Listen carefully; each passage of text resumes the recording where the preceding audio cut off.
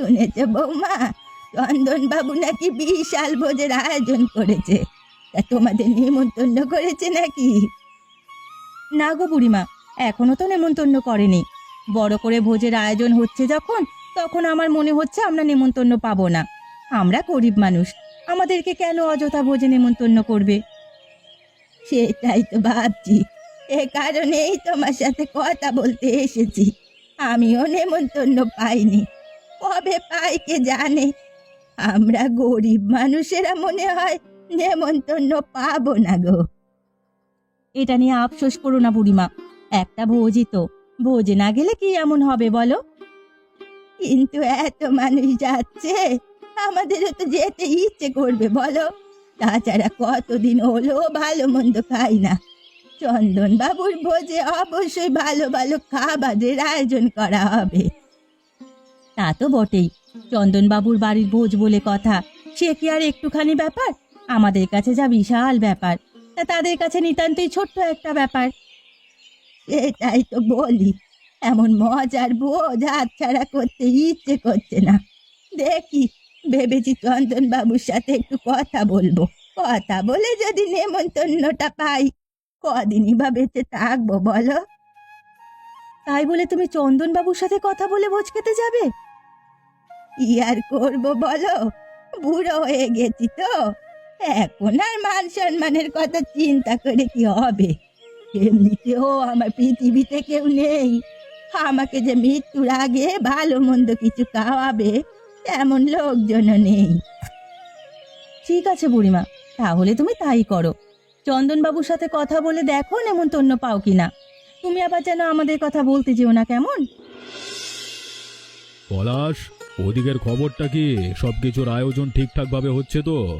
দেখিস কোনো জায়গায় কোনো ত্রুটি যেন না থাকে।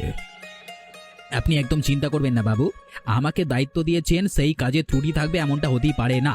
সবকিছু আমি ঠিকঠাকভাবে ব্যবস্থা করছি। আচ্ছা পলাশ, একটা কথা বলতো, এই যে আমি বড় একটা ভোজের আয়োজন করেছি, কেন করেছি সেটা তুই জানিস? না বাবু, সেটা তো জিজ্ঞাসা করা হয়নি। তাছাড়া আপনি তো প্রায় সময় গ্রামের লোকেদের খাওয়ানোর জন্য ভোজের আয়োজন করে থাকেন। এবারে ভোজের আয়োজনটা সম্পূর্ণই হরিশের পরিবারের জন্য। হরিশের পরিবারকে খুশি করবার জন্যই মূলত এই ভোজের ব্যবস্থা করা হচ্ছে। যারা কাজ করিস, নিজে গিয়ে আমার কথা বলে আসবি, বলবি তাদেরকে আমি নেমন্তন্ন করেছি। কি বলেন আপনি? এই সামান্য চাষির জন্য আপনি ভোজের আয়োজন করেছেন? এ কি পলাশ, এসব আবার কেমন ভাষা? আমি কার জন্য কি করব না করব সেটা তো আমি তোকে জিজ্ঞেস করব না? আমি তোকে বলেছি, তুই আবার আমাকে প্রশ্ন করছিস? তোকে যা বললাম সেটা কর। সেটা তো অবশ্যই, আপনি কি করবেন না করবেন সেটা তো আর আমি ঠিক করে দেব না। তবে আমার কথা হচ্ছে, আপনি কেন হরিশের পরিবারের জন্য এতগুলো পয়সা খরচ করছেন? যারা তাদের সর্বস্বটা দিয়ে আমাকে খুশি করবার চেষ্টা করেছে, আমি সামান্য কিছু টাকা দিয়ে তাদেরকে খুশি করতে পারবো না? যা, তুই যা, হরিশের সাথে গিয়ে কথা বল, আমার কথা বললেই হবে।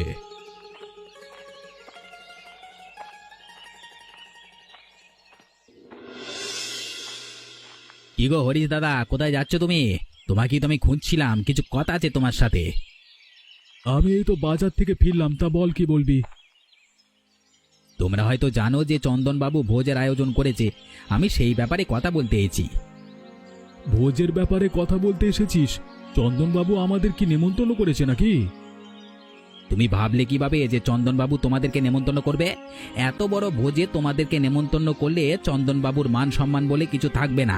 তাছাড়া ভোজে কত গণ্যমান্য ব্যক্তিবর্গ আসবে, তাদের মাঝে তুমি চাষি হয়ে যেতে চাইছো কিভাবে? হ্যাঁ, আরে আরে না না, তুই ভুল করছিস। আমি তো যেতে চাইছি না, আমি জিজ্ঞেস করছি যে নেমন্তন্ন করেছে কিনা। ওসব কথার স্বপ্নেও ভাবতে যেও না, বুঝলে তো? তোমাকে এসেছে একটা কথা বলবার জন্য। চন্দনবাবু বলেছেন যেদিন ভোজের আয়োজন হবে সেদিন তোমরা যেন এই গ্রামে না থাকো, হয়তো অন্য কোথাও ঘুরে এসো। ভোজ শেষ হয়ে গেলে আবার গ্রামে ফিরে আসবে। কিন্তু আমরা কোথায় যাব? ভোজের আয়োজন হচ্ছে, আমাদের নেমন্তন্ন না করলে তো আর আমরা সেখানে যাচ্ছি না, তাই না? তাহলে গ্রাম ছাড়বার কি দরকার? এত বেশি বুঝতে যেও না। গণ্যমান্য ব্যক্তিবর্গরা যদি চন্দনবাবুকে জিজ্ঞেস করে যে তোমাদের বাড়ির লোকেদের নেমন্তন্ন করেনি কেন, তাহলে চন্দনবাবু কি জবাব দেবে? আচ্ছা, যদি গ্রাম ছাড়তে না পারো তাহলে বাড়ির বাইরে বের হবে না, এটাই আমাদের শেষ কথা। ঠিক আছে, চন্দনবাবুকে এ নিয়ে চিন্তা করতে বারণ করিস। আমরা বাড়ির বাইরে যাব না। কি হলো পলাশ, তোকে যে একটা কাজ দিয়েছিলাম সেটা করেছিস তো? তোকে না বলেছিলাম হরিশের পরিবারকে নেমন্তন্ন করতে, করে এসেছিস নাকি? আর বলবেন না বাবু, আপনি সব সময় ভুল কাজ করেন। আমি আপনাকে বোঝানোর চেষ্টা করলাম, অথচ আপনি আমাকে বকাবকি করছিলেন। কি নিয়ে কথা বলছিস আমি তো বুঝতেই পারছি না। খোলসা করে বলবি তো নাকি? আমি গিয়েছিলাম হরিশ দাদার সাথে কথা বলতে। হরিশ দাদা যে ভাবটা নিল, আপনাকে কি বলবো বাবু। আমি নেমন্তন্ন কথা বলবার পর হরিশ আমাকে সোজা না করে দিল, বলল এইসব ভোজে সে আসবে না। মানে কি বলছিস এসব? হরিশ তো এমন করবার মানুষ নয়। আমি যেখানে বলবো নেমন্তন্ন করেছি, সেখানে হরিশ নিজের পায়ে হেঁটে চলে আসবে, আর সে তোকে প্রত্যাখ্যান করলো? তা নয় তো কি, আমি কি আর আপনাকে মিথ্যে কথা বলছি? আমি সত্যি বলছি। এই কারণেই বলছি, ওসব চাষা ভুষোর সাথে মেলামেশা করবার কোনো প্রয়োজন নেই আপনার। আপনি শুধু শুধু এতগুলো টাকা খরচা করে ফেললেন। বেশ তো, আমি তাহলে নিজেই হরিশের সাথে কথা বলবো। আমার নেমন্তন্নকে প্রত্যাখ্যান করবার শাস্তি এবার হরিশকে পেতেই হবে। আরে না না, এসব কি বলছেন বাবু? আপনাকে ওসব শাস্তি দিতে হবে না। গ্রামের মানুষজন কি বলবে? আপনি বরং ভোজের আয়োজন থেকে ওদেরকে বাদ দিয়ে দিন। দেখি কি করা যায়। ওগো, কি হলো তোমার? তুমি এমন মুখ ভার করে বসে আছো কেন? আজকে তো ভালোই বাজারে গেছো, বাজারের জন্য তো আর মুখ ভার হবে না। না গো গিন্নি, বাজারের জন্য মুখ ভার হয়নি আমার। আমি ভাবছি অন্য কথা। তুমি আবার কি কথা ভাবছো? ওই যে চন্দনবাবু একটা ভোজের আয়োজন করছে, আমি সেই ভোজ নিয়েই চিন্তা ভাবনা করছি।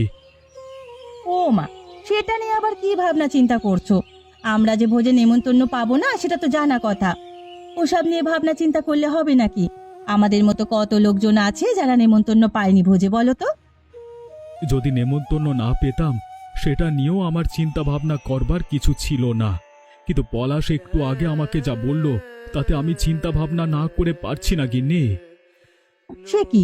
পলাশ আবার তোমাকে কি বললো?